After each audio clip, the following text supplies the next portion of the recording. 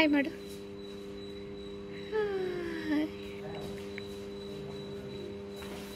Hello ಸ್ನೇಹಿತರೆ, welcome back. So ಇವತ್ತು ಬೆಳಗ್ಗೆ ಸುಮಾರು 7 ಕಾಲ ಆಯಿತು ಬ್ಲಾಗ್ ಶುರು ಮಾಡ್ತಾ ಇದ್ದೀನಿ. ಹಾಗೆ ನಾವಿವಾಗ ಲೇಪಾಕ್ಷಿ ದೇವಸ್ಥಾನಕ್ಕೆ ಹೋಗ್ತಾ ಇದ್ದೀವಿ. ಇಲ್ಲಿಂದ ಸುಮಾರು 120 ಕಿಲೋಮೀಟರ್ಸ್ ಆಗುತ್ತೆ. ಸೊ ಹೋಗಿ ಬರೋಣ ಅಂತ ನೋಡಿರಲಿಲ್ಲ. ಯಾವುದಾದ್ರೂ ದೇವಸ್ಥಾನಕ್ಕೆ, ಅದು ಹಿಸ್ಟೋರಿಕಲ್ ಪ್ಲೇಸಿಗೆ ಹೋಗಬೇಕು ಅಂತ ಅನಿಸ್ತಾ ಇತ್ತು. ಸೊ ಫೈನಲಿ ಲೇಪಾಕ್ಷಿಗೆ ಹೋಗೋಣ ಅಂತ ಆಯಿತು. ಸೊ ಬನ್ನಿ ಹೋಗೋಣ. ಅನಗ ಸೊ ಮನೆಯಿಂದ ಹೊರಟಿದ್ದೀವಿ. ಬೇಗ ಹೋಗೋಣ ಅಂತ ಸುಮಾರು 7 ಕಾಲಷ್ಟೊತ್ತಿಗೆ ಬಿಟ್ವಿ. ಯಾಕಂದರೆ ಮಗುನ ಕರ್ಕೊಂಡು ಹೋದಾಗ ನಾವು ಸ್ವಲ್ಪ ಪ್ಲ್ಯಾನ್ ಮಾಡ್ಕೋಬೇಕಾಗತ್ತೆ. ತುಂಬ ಬಿಸಿಲೆಲ್ಲ ಆದರೆ ಅವ್ರಿಗೂ ಕೂಡ ಕಷ್ಟ ಆಗುತ್ತೆ. ಹಠ ಮಾಡೋಕ್ಕೆ ಶುರು ಮಾಡಿದ್ರೆ ಯಾಕಾದರೂ ಬಂದ್ವಪ್ಪ ಅಂತ ಅನಿಸುತ್ತೆ ಅಲ್ವಾ. ಸೊ ಹಾಗಾಗಿ ಸ್ವಲ್ಪ ಬೇಗನೆ ಬಿಟ್ವಿ. ಹಾಗೆ ಫುಡ್ಡು ಅಥವಾ ಅಡುಗೆ ಎಲ್ಲ ಏನು ತಿಂಡಿ ಎಲ್ಲ ಪ್ಯಾಕ್ ಮಾಡ್ಕೊಂಡಿಲ್ಲ. ಹೋದಲ್ಲೇ ಎಲ್ಲಾದರೂ ಹೋಟೆಲಲ್ಲಿ ಮಧ್ಯಾಹ್ನ ಊಟ ಮಾಡೋಣ ಅಂತ ಪ್ಲ್ಯಾನ್ ಮಾಡಿದ್ವಿ. ಸೊ ಫಸ್ಟ್ ಟೈಮು ನಾನು ಇಂಟರ್ಸ್ಟೇಟ್ ಎಂಟರ್ ಆಗ್ತಾ ಇರೋದು ಆಂಧ್ರ ಪ್ರದೇಶ ಬಾರ್ಡರಲ್ಲಿ ಬರುತ್ತೆ. ನಮ್ಮ ಮನೆಯಿಂದ ಸುಮಾರು 120 ಕಿಲೋಮೀಟರ್ ಅಂತರ ಆಗುತ್ತೆ. ಸೊ ಎಲ್ಲೂ ಕೂಡ ಅಷ್ಟೊಂದೇನು ಟ್ರಾಫಿಕ್ ಸಿಗೋದಿಲ್ಲ, ಆರಾಮಾಗಿ ಹೋಗ್ಬೋದು. ಖುಷಿ ಆಗ್ತಾ ಇತ್ತು. ಒಂದು ಲಾಂಗ್ ಡ್ರೈವ್ ಆಯಿತು. ಮತ್ತು ದೇವಸ್ಥಾನಕ್ಕೆ ಹೋಗೋದೊಂಥರ ಖುಷಿ ಅಲ್ವಾ. ಜಟಾಯು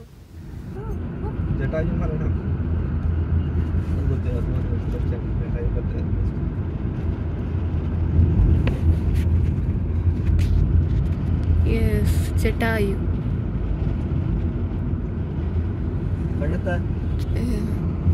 मोदी के स्वागत है।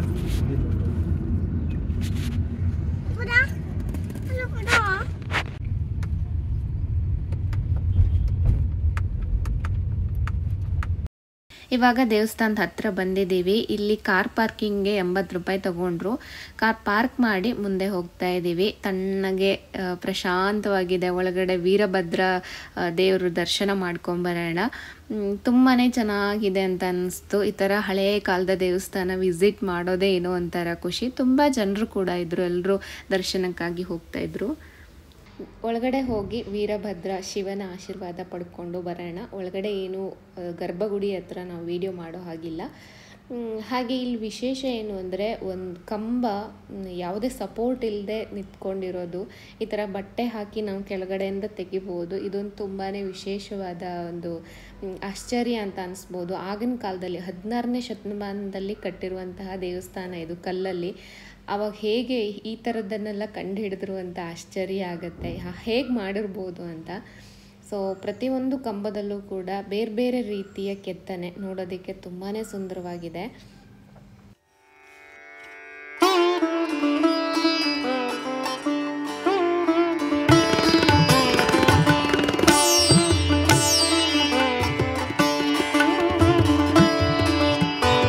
ಹಾಗೆ ದೇವಸ್ಥಾನದ ಹಿಂಭಾಗಕ್ಕೆ ಇವಾಗ ಬರ್ತಾ ಇದ್ದೀವಿ. ಇಲ್ಲಿ ದೊಡ್ಡದಾದ ಶಿವಲಿಂಗ ನೋಡ್ಬೋದು. ತುಂಬ ವಿಶೇಷ ಅಂತ ಅನಿಸ್ತಾ ಇತ್ತು. ಹೇಗೆ ಕಲ್ಲಿನಿಂದನೇ ಹೇಗೆ ಕೆತ್ತನೆ ಮಾಡಿದ್ದಾರೆ, ಹೇಗೆ ಕೂರಿಸಿದ್ದಾರೆ. ಇಲ್ಲೆಲ್ಲೂ ಸಿಮೆಂಟ್ ಹಾಕಿಲ್ಲ, ಎಲ್ಲೂ ಸಿಮೆಂಟ್ ಹಾಕಿರೋದು ಕಾಣಿಸೋದಿಲ್ಲ. ಸೊ ನಮಗೆ ಒಂದೇ ಒಂದು ಕಂಬ ತೇಲ್ತಾ ಇರೋದು ಕಾಣಿಸ್ತು. ಬಟ್ ಎಲ್ಲ ಕಂಬಗಳಿಗೂ ಕೂಡ ಏನು ಅದು ಗಟ್ಟಿಯಾಗಿ ಸಿಮೆಂಟ್ ಹಾಕಿ ಕೂರಿಸಿದ್ದಲ್ಲ. ಎಲ್ಲ ಕಡೆ ಸೂಕ್ಷ್ಮವಾಗಿ ಗಮನಿಸಿದ್ರೆ ಕೆಳಗಡೆ ಏನು ಅಷ್ಟು ಗಟ್ಟಿಯಾಗಿ ಸಿಮೆಂಟ್ ಹಾಕಿ ಕೂರಿಸಿಲ್ಲ. ಮೊದಲು ಆ ಕಾಲದಲ್ಲಿ ಮೇ ಬಿ ಎಲ್ಲ ಕಂಬಗಳು ಅದೇ ಥರ ತೇಲೋ ಥರನೇ ಇತ್ತು ಅಂತೆಲ್ಲ ನಾವು ಮಾತಾಡ್ಕೊಳ್ತಾ ಇದ್ವಿ. ಅದೊಂದು ಊಹೆ ನಮ್ಮದು. ಅನಾಗ ಸಾಕು ಬಾರೆ ಹುಯ್.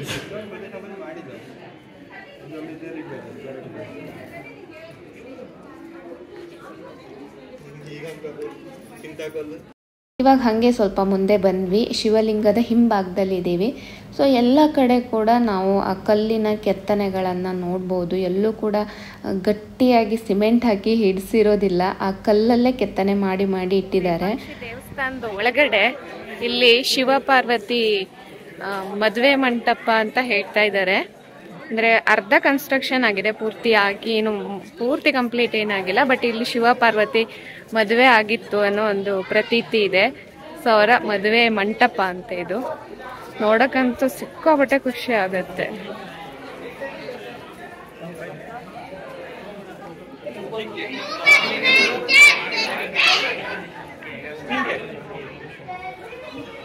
ಪೂರ್ತಿ ಕಮ್ಮಿ.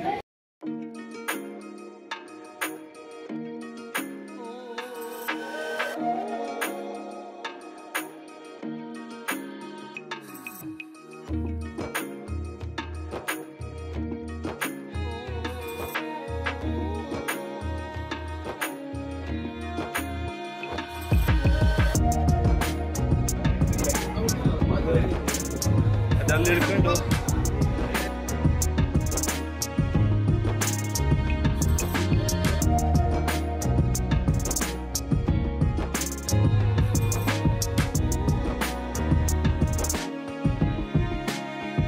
ಹಾಗೆ ಅಲ್ಲಿ ಒಂದು ಆಂಜನೇಯ ಮೂರ್ತಿ ಇದೆ ಇಲ್ಲೇ ಪಕ್ಕದಲ್ಲಿ. ಮತ್ತೆ ಇದು ಪಾದದ ಗುರುತು ಕಾಣಿಸ್ತಾ ಇರ್ಬೋದು. ಇದು ಸೀತಾಮಾತೆಯ ಪಾದದ ಗುರುತು ಅಂತ ಹೇಳಲಾಗುತ್ತೆ. ಹಾಗೆ ಅಲ್ಲಿ ನೀರು ಕೂಡ ಬರ್ತಾನೆ ಇರುತ್ತೆ. ಅದೊಂದು ವಿಶೇಷ. ಅಥವಾ ಇದನ್ನೆಲ್ಲ ನೋಡಿದಾಗ ನಮಗೆ ರೋಮಾಂಚನ ಆಗುತ್ತೆ ಅಲ್ವಾ, ಖುಷಿ ಆಗುತ್ತೆ.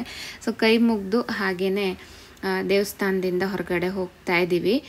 ನನಗೆ ಈ ಥರದ್ದು ಹಳೆಯ ಕಾಲದ ದೇವಸ್ಥಾನಗಳನ್ನು ವಿಸಿಟ್ ಮಾಡೋದಂದರೆ ತುಂಬಾ ಖುಷಿ. ಏನದು ಉಫ್ ಮಾಡೋದಾ? ಹಾಳು ಮಾಡ್ಕ್ಯಾಡ ಫಸ್ಟ್ನೇ ಖರೀದಿ. ಫ್ರೆಂಡ್ಸ್, ಇವಾಗ ಕಬ್ನಲ್ ಕುಡಿಯೋಣ ಅಂತ ಬಂದಿದ್ದೀವಿ. ಇಲ್ಲೊಂದ್ ಕಡೆ buy one get one free ಅಂತ ಹಾಕಿದ್ದಾರೆ. ಎಲ್ಲ ಬಟ್ಟೆಗೆಲ್ಲ ಆಫರ್ ಇರುತ್ತೆ. ಹಂಗೇನೆ ಇಲ್ಲಿ ಶುಗರ್ ಕ್ಯಾನ್ ಜ್ಯೂಸ್ಗೂ ಬೈ ಒನ್ ಗೆಟ್ ಒನ್ ಕುಡಿಯೋಣ ಅಂತ ಬಂದಿದ್ದೀವಿ. ಹೊಸದಾಗಿ ಶುರು ಮಾಡಿದ್ದಾರೆ ಅನ್ಸುತ್ತೆ. ಎಲ್ಲ 30 ರೂಪೀಸ್ ಒಂದು ಗ್ಲಾಸ್ಗೆ. ಎಂಟ್ರೆನ್ಸ್ ಅಲ್ಲೇ ಇದೆ ರೋಡಲ್ಲಿ ದೇವಸ್ಥಾನಕ್ಕೆ ಹೋಗುವಾಗ.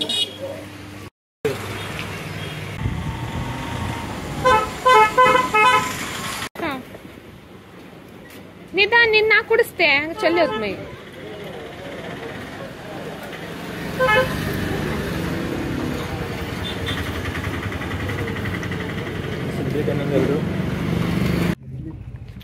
ಫ್ರೆಂಡ್ಸ್, ಇವಾಗ ನಾವು ಜಟಾಯು ನೋಡಕ್ ಹೋಗ್ತಾ ಇದೀವಿ. ಜಟಾಯು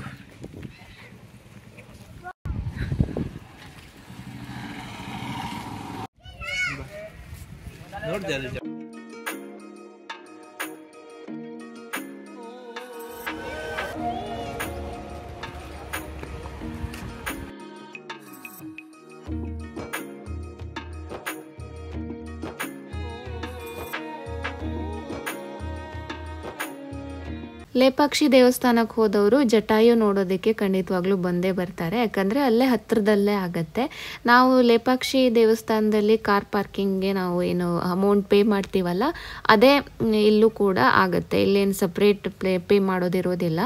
ಸೊ ಇದು ರಾಮಾಯಣದಲ್ಲಿ ಜಟಾಯು ಪಾತ್ರ ಎಲ್ರಿಗೂ ಗೊತ್ತೇ ಇರುತ್ತೆ. ಸೊ ಅದರ ಕತೆ ಅಂದರೆ ಇಲ್ಲಿ ಮರಣ ಹೊಂದಿದೆ, ಬಿದ್ದಿದೆ ಜಟಾಯು ಅನ್ನೋ ಒಂದು ಪ್ರತೀತಿ. ಇಲ್ಲೂ ಕೂಡ ಒಂದು ಪಾದದ ಗುರುತು ಇದೆ. ಇದು ಏನು ಅಂತ ನಾನು ಕೇಳೋದಕ್ಕೆ ಮರ್ತೋದೆ, ಯಾರ್ದು ಏನು ಅಂತ ಕತೆ ನನಗೆ ಗೊತ್ತಿಲ್ಲ. ಸೊ ಅಲ್ಲಿ ಎಲ್ಲ ನೋಡಿಕೊಂಡು ಮುಗಿಸ್ಕೊಂಡು ಇವಾಗ ವಾಪಸ್ ಹೋಗ್ತಾ ಇದ್ದೀವಿ.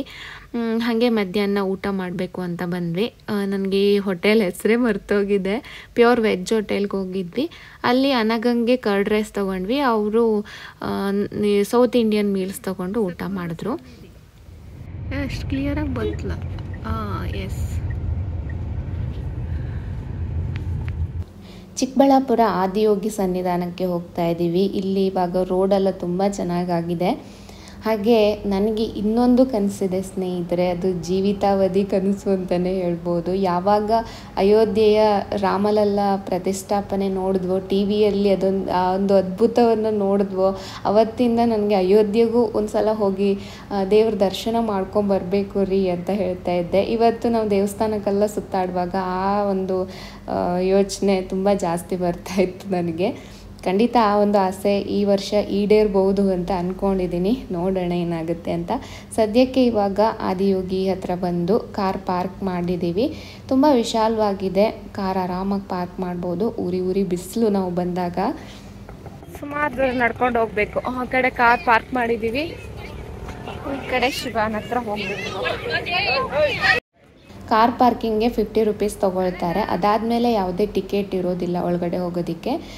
ತುಂಬ ವಿಶಾಲವಾಗಿದೆ, ಆರಾಮಾಗಿ ಕಾರ್ ಪಾರ್ಕ್ ಮಾಡ್ಬೋದು. ಹಾಗೆ ವಾಶ್ರೂಮ್ ವ್ಯವಸ್ಥೆ ಕೂಡ ಮಾಡಿದ್ದಾರೆ. ಹಾಗೆ ಅವ್ರದ್ದೇ ಕ್ಯಾಂಟೀನ್ ವ್ಯವಸ್ಥೆ ಕೂಡ ಇದೆ ಅಲ್ಲಿ. ಇಷ್ಟು ದೂರ ಬಂದಾಗ ಏನಾದರೂ ಹಸಿವೆ ಆದರೆ ಅಲ್ಲೇ ತಿನ್ಬೋದು. ತುಂಬ ವಿಶಾಲವಾಗಿದೆ ಅಂತ ಅನ್ನಿಸ್ತು. ಬಿಸಿಲಾದರೂ ಕೂಡ ತುಂಬ ಚೆನ್ನಾಗಿ ಗಾಳಿ ಬೀಸ್ತಾ ಇತ್ತು. ದೇವ್ರ ಹತ್ರ ಹೋಗ್ತಾ ಇದ್ದೀವಿ. ಆ ಒಂದು ಶಾಂತತೆಯಿಂದ ಆದಿಯೋಗಿ ಕೂತಿರೋದು ತುಂಬ ಖುಷಿ ಕೊಡ್ತಾ ಇತ್ತು ನೋಡಿದಾಗ. ಅನಗ ಒಂಥರ ಆಶ್ಚರ್ಯದಿಂದ ಶಿವ ಶಿವ ಅಂತ ನೋಡ್ತಾ ಇದ್ಲು.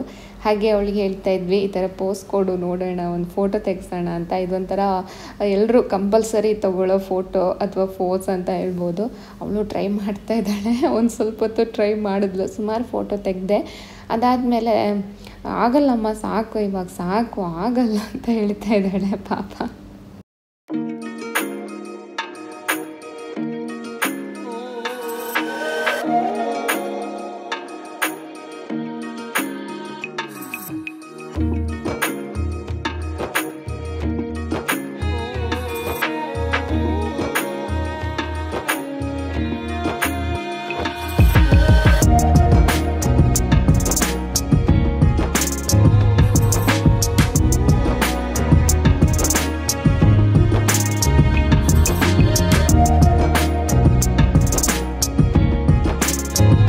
ಇದು ನಾಗದೇವರ ಸನ್ನಿಧಿ. ಇಲ್ಲೂ ಕೂಡ ಭಜನೆ ಎಲ್ಲ ಹಾಕಿ ಇಟ್ಟಿದ್ರು. ಸೊ ಇಲ್ಲೆಲ್ಲ ದರ್ಶನ ಮಾಡಿಕೊಂಡು ನಂತರ ನಾವು ವಾಪಸ್ ಮನೆ ಕಡೆ ಹೋಗ್ತಾ ಇದ್ದೀವಿ. ಇವತ್ತಿನ ಒಂದು ವಿಡಿಯೋ ತಮ್ಮೆಲ್ಲರಿಗೂ ಇಷ್ಟ ಆಗಿದೆ ಅಂತ ಅಂದ್ಕೊಳ್ತೀನಿ. ಇಷ್ಟ ಆದರೆ ಲೈಕ್ ಮಾಡಿ, ಸಬ್ಸ್ಕ್ರೈಬ್ ಮಾಡಿಲ್ಲ ಅಂದರೆ ಪ್ಲೀಸ್ ಸಬ್ಸ್ಕ್ರೈಬ್ ಮಾಡ್ಕೊಳ್ಳಿ. ಬಾಯ್.